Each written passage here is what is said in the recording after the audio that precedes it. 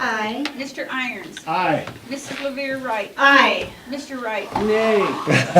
Motion carries. We are adjourned. Hey. Involved with ROTC. So if you have that, there's a government side and then there's a civilian side. Let's see.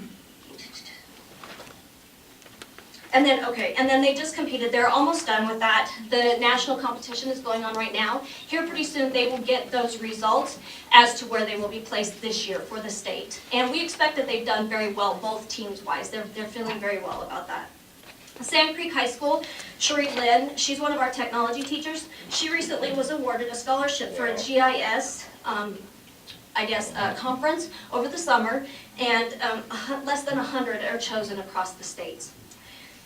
We also just went through a Perkins civil rights audit. Thanks, Bruce. And the state was very pleased. As far as I know, we are audited very, not so often by the state. This is one of them, and we, as far as I know, had never been through a civil rights audit, and it took a lot of people's parts to go ahead and bring this together. And they were very pleased with our attention to detail, and we haven't heard anything. They left us with some things that need to be fixed, but we were told that they are always going to find something, but very little. So they were very pleased with how we came together and got that information for them. So I was speaking a little bit about programs, but here you can see the different programs at each one of the schools. Just recently, we have been able to incorporate some of the middle schools. CTE, when it was formed, it was just for high schools itself, no middle schools. Perkins still remains, which Perkins is our federal funding, and that's a grant, which may or may not stay alive with everything that's going on. But CTE, current technical education funds are very stable. We have lots of representation, and so those monies are very stable, I would say. So they were able and allowed us to go ahead and incorporate some of the middle schools. And one of the reasons why is because when you see some of these programs, engineering for instance, information technology, Academy of Health Sciences, these are all very expensive programs. So the sooner that we can get them involved in these programs, and they knew without some sort of funding and being able to help, we were starving out the middle schools. It's very expensive to be able to provide that type of technology and capability. So that's where I come in to help each one of these schools. My goal is to be able to incorporate all of the middle schools. When we started last year, it's like I said, it's a new program. We were only allowed to have two programs. So we put one at Falcon Middle and one at Skyview. Now, with this also being said, we have, here go the rest of the programs at the different schools that are listed. And currently, like I mentioned, we had approximately 15 CTE teachers. Right now, we're sitting at about 40, between 40 and 45. And that's within the last 2 years that I've took over. So we are preparing, and we've jumped from approximately 6 programs to about 25, with more in the works.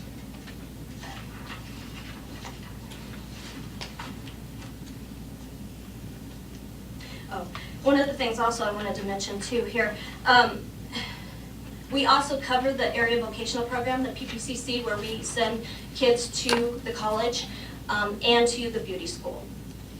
We are able to get funding relief to help with that, so that's part of it.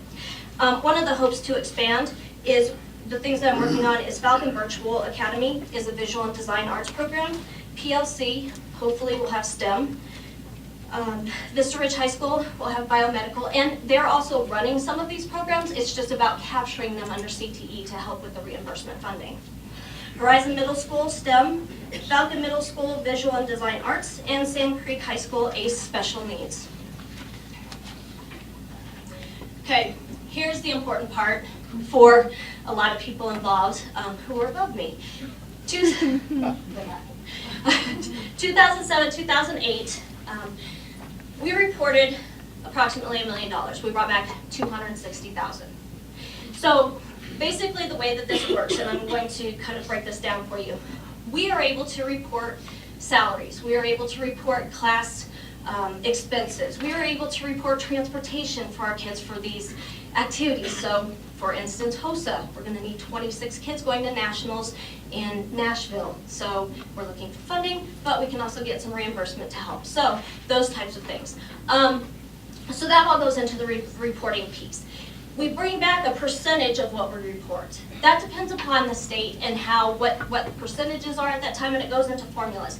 And if you take a look through your packet, and I'll walk through some of that, earlier you should have gotten a big PowerPoint from me, and that is all in there. And it breaks it down based on formulas and all that goes into that to be able to get these numbers for you. So 2008, 2009, 161,000 is what we brought back. 9, 10, and you can kind of read all of that. But I really want you to see from 2010, 2011, we brought back 275.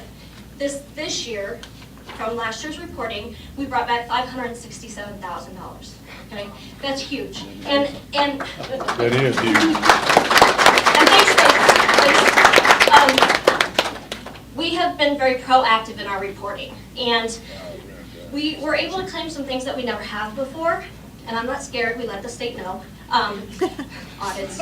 We let the state know, and so they want to give us this money.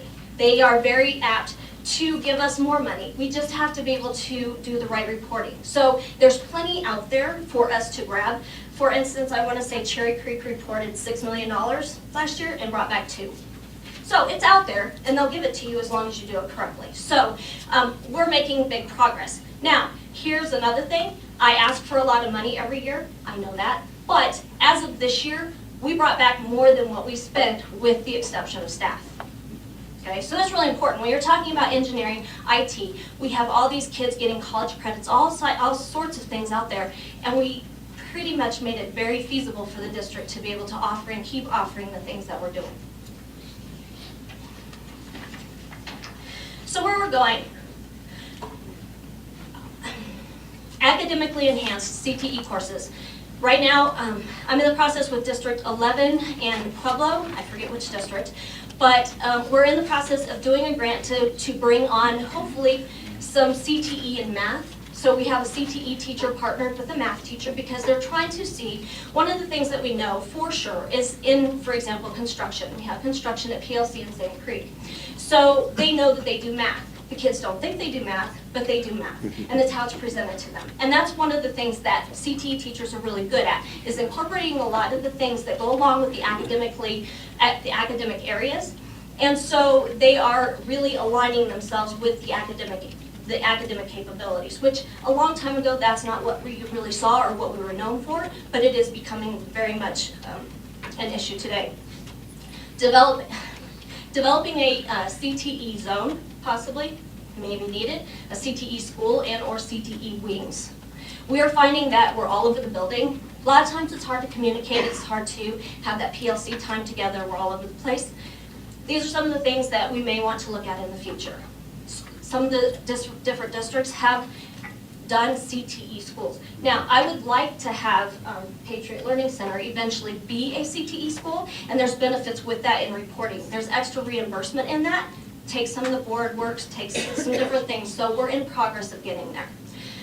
Expand articulation. One of the things that we have to have when we have our program approvals is a way for kids to get college credits. Now, this is really important because as of last year, and I don't think anybody tracked it before, but as of last year we had over 600 kids who were eligible for at least 3 credits of college.